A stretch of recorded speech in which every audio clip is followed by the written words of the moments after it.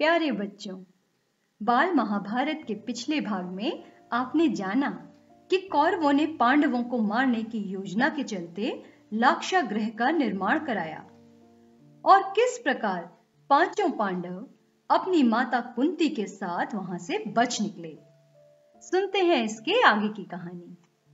जंगल में पहुंचने पर भीमसेन ने देखा कि रात भर जगे होने और चिंता और भय से पीड़ित होने के कारण चारों भाई बहुत थके हुए थे। माता कुंती की दशा तो बहुत ही दयनीय थी। बेचारी थक कर चूर हो गई थी। सो महाबली भीम ने माता को उठाकर अपने कंधे पर बैठा लिया और नकुल और सहदेव को कमर पर ले लिया। युधिष्ठिर और अर्जुन को दोनों हाथों से पकड़ लिया और वह उस जंगली रास्ते में उन्मत्त हाथी के समान झाड़ झंगार और पेड़ पौधों को इधर उधर हटाता व रौंदता हुआ तेजी से चलने लगा। जब वे सब गंगा के किनारे पहुंचे तो वहां विदुर की भेजी हुई एक नाव मिली। युधिष्ठिर ने मल्लाह से सांकेतिक प्रश्न करके जांच लिया कि वह मित्र है। वे लोग अगले दिन शाम होने तक चलते ही रहे ताकि किसी सुरक्षित स्थान पर पहुंच जाएं। सूरज डूब गया और रात हो चली थी। चारों तरफ अंधेरा छा गया। कुंती और पांडव एक तो थकावट के मारे चूर हो रहे थे, ऊपर से प्यास और नींद भी उन्हें सताने लगी। चक्कर सा आने लगा। एक पग भी आगे बढ़ना असंभव हो गया। भीम के सिवाय और सब भाई वहीं पर बैठ गए। कुंती से तो बैठा भी नहीं गया। वह दीन भाव से बोली, मैं तो प्यास से मरी जा रही हूं, अब मुझसे बिल्कुल नहीं चला जाता। धृतराष्ट्र के बेटे चाहें तो भले ही मुझे यहां से उठा ले जाएं, मैं तो यहीं पड़ी रहूंगी। यह कहकर कुंती वहीं जमीन पर गिरकर बेहोश हो गई। माता और भाइयों का यह हाल देखकर क्षोभ के मारे भीमसेन का हृदय दग्ध हो उठा।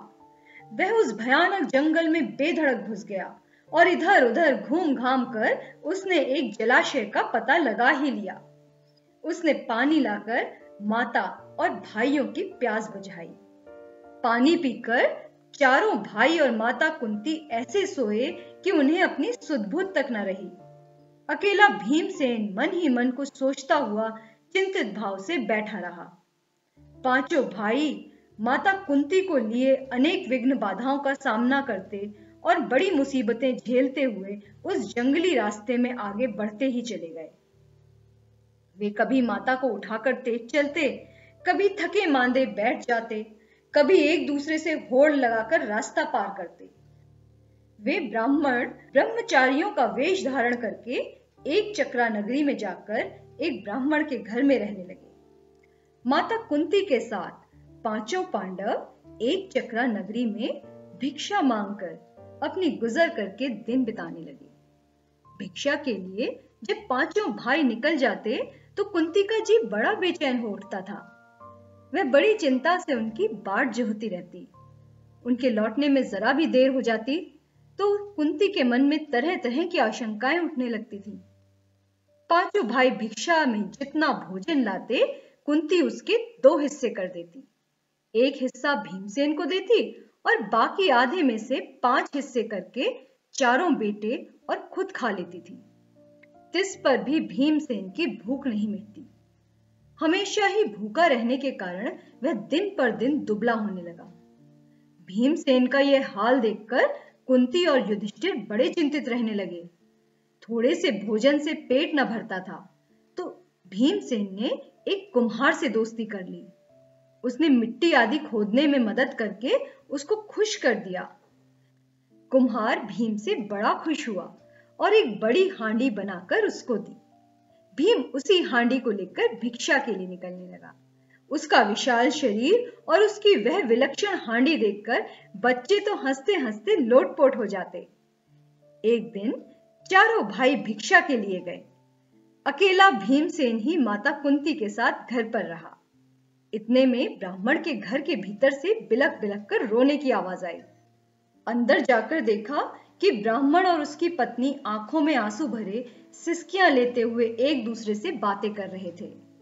ब्राह्मण बड़े दुखी हृदय से अपनी पत्नी से कह रहा था कितनी ही बार मैंने तुम्हें समझाया कि इस अंधेर नगरी को छोड़कर कहीं और चले जाएं, पर तुम नहीं मानी।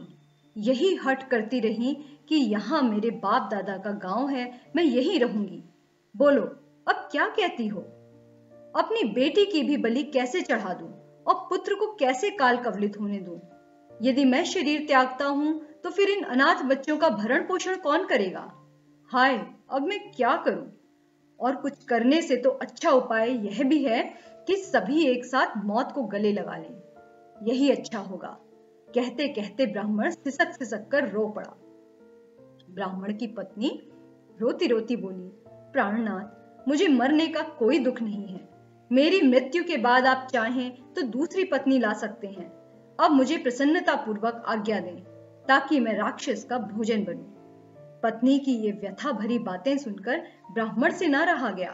वह बोला, प्रिय, मुझसे बड़ा दुरात्मा और पापी कौन होगा जो तुम्हें राक्षस की बलि चढ़ा दे और खुद जीवित रहे?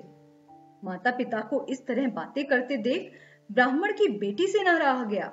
उसने करुण स्वर में कहा, पिताजी, अच्छा तो यह है कि राक्षस के पास आप मुझे भेज दें। सबको इस तरह रोते देखकर ब्राह्मण का नन्हा सा बालक पास में पड़ी हुई सूखी लकड़ी हाथ में लेकर घुमाता हुआ बोला, उस राक्षस को तो मैं ही इस लकड़ी से इस तरह जोर से मार डालूंगा। कुंती खड़ी खड़ी यह सब देख रही थी। अपनी बात कहने का उसने ठीक मौका देखा। वह बोली, हे ब्राह्मण, क्या आप कृपा करके मुझे बता सकते हैं कि आप लोगों के इस असमय दुख का कारण क्या है? ब्राह्मण ने कहा, देवी सुनिए, इस नगरी के समीप एक गुफा है जिसमें बक नामक एक बड़ा अत्याचारी राक्षस रहता है। पिछले 13 वर्षों से इस नगरी के लोगों पर वह बड़े जुल्म ढा रहा था। इस देश का राजा, जो वेत्रकीय नाम के महल में रहता है, इतना निकम्मा है कि प्रजा को राक्षस के अत्याचार से बचा नहीं रहा है। इससे घबराकर नगर के लोगों ने मिलकर उससे बड़ी अनुनय विनय की कि कोई ना कोई नियम बना ले। बकासुर ने लोगों की यह बात मानी और तब से इस समझौते के अनुसार यह नियम बना हुआ है कि लोग बारी बारी से एक एक आदमी और खाने की चीजें हर सप्ताह उसे पहुंचा दिया करते हैं। इस सप्ताह में उस राक्षस के खाने के लिए आदमी और भोजन भेजने की हमारी बारी है। अब तो मैंने यही सोचा है कि सबको साथ लेकर ही राक्षस के पास जाऊंगा। आपने पूछा सो आपको बता दिया। इस कष्ट को दूर करना तो आपके बस में भी नहीं है। ब्राह्मण की बात का कोई उत्तर देने से पहले कुंती ने भीमसेन से सलाह की। उसने लौटकर कहा, विप्रवर, आप इस बात की चिंता छोड़ दें। मेरे 5 बेटे हैं, उनमें से एक आज राक्षस के पास भोजन लेकर चला जाएगा।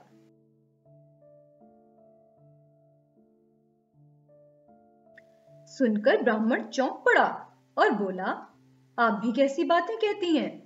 आप हमारी अतिथि हैं, हमारे घर में आश्रय लिए हुए हैं। आपके बेटे को मौत के मुंह में मैं भेजूं, यह कहां का न्याय है?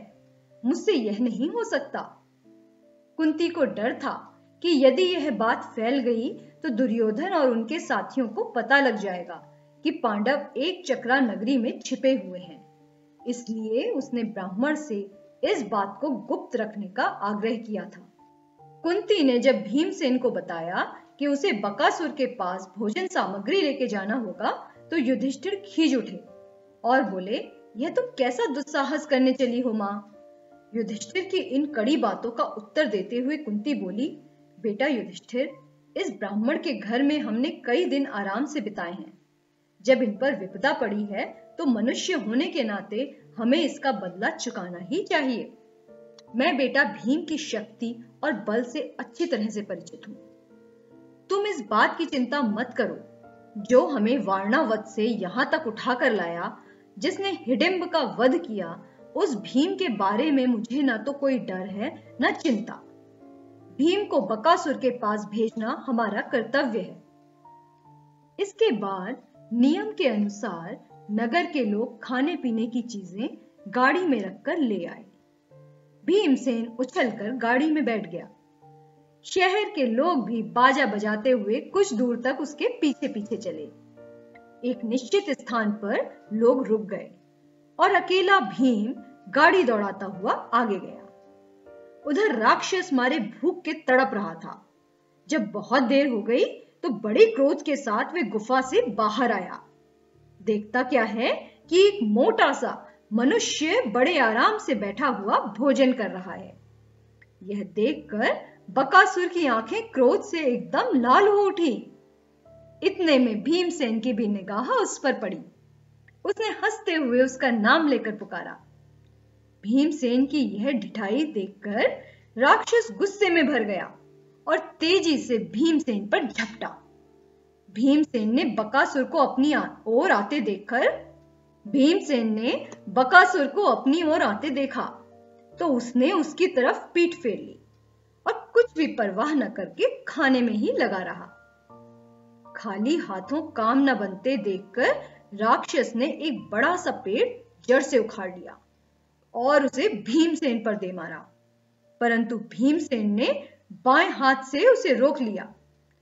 दोनों में भयानक मुठभेड़ हुई।